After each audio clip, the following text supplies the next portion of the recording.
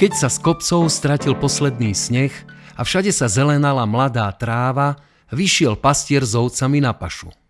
Cestou stretol Marca a pekne sa mu pozdravil. Potmehúcky Marec sa pastiera opýtal. Tak čo, kde si sa dnes vybral pásť? Ukazuje sa pekný deň, idem na kopec.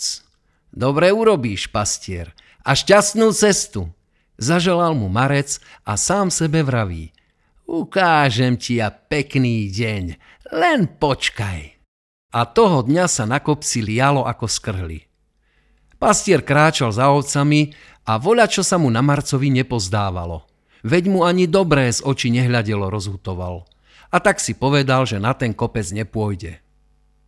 Keď sa za súmraku vracal späť, čudná vec zase stretol Marca. No čo, pastier, ako sa ti páslo? Oj, dobre, bol som tamto na rovine, slnko hrialo ani v lete. Čo nepovieš? Rád som, že sa ti dobre vodilo. Poškuľuje Marec na pastiera. A zajtra sa kde zberáš? Aj zajtra pôjdem na rovinu. Bol by som blázon, keby som opustil takú dobrú pašu. Máš pravdu, tak s Bohom sa maj. A rozišli sa. Ale pastier si to zase popremýšľal a vybral sa na kopec. Marec spustil na rovinu lejak, vietor a krupobytie, hotová pohroma. Len tu podvečer znova sa stretne s pastierikom. Dobrý večer, pastier, ako si sa dnes mal? Nemôžem sa sťažovať, vieš, vybral som sa predsa len na kopec a tam bolo teplo od samého rána. Obloha bola čistúčká, ale v doline, videl som, tam veru v jednom kuse pršalo. No toto... Teší ma, že si nezmokol, odpovedal Marec, ale na pastiera skoro ani nepozrel. A zajtra čo? No, zajtra idem na rovinu. Zdalo sa mi, že sa tam za vrchmi mračná kopili. Ostanem radšej bližšie pri dedine. Dobre urobíš, aj ja si tak myslím.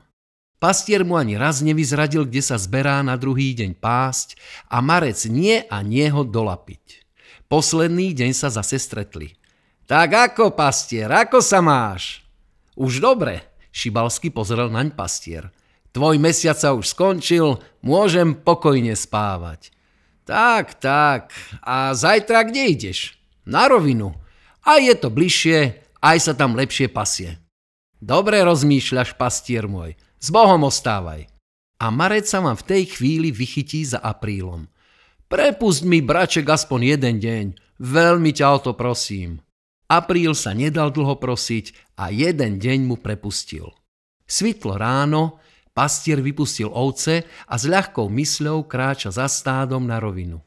Marec už nemá vládu, húta si, nemám sa čoho báť. Ale už zavčasu popoludní, keď sa mu všetky ovce porozliezali po lúke, strhol sa taký lejak, ani čo by sa nebesá roztrhli. Vietor šľahal, ba ani sneh a ľadovec nechýbal, no hrôza.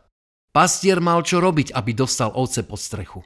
Večer sa Marcovi neťažilo navštíviť pastiera. Ten sa krčil celý uzimený v kúte pri ohnisku. Dobrý večer ti, pastier, pozdravil ho falošný Marec. Dobrý večer, Marec. No ako si sa mal dneska? Ach, ani sa nepýtaj. Horšie nebýva ani prostred januára. Ani čo by sa boli všetci čerti ženili. Dnes sa mi toho ušlo za celý rok. Chúdence moje ovečky, ach, chúdence. Tak veru. A ľudia podnes vravia, že Marec má preto 31 dní, lebo si jeden požičal od apríla.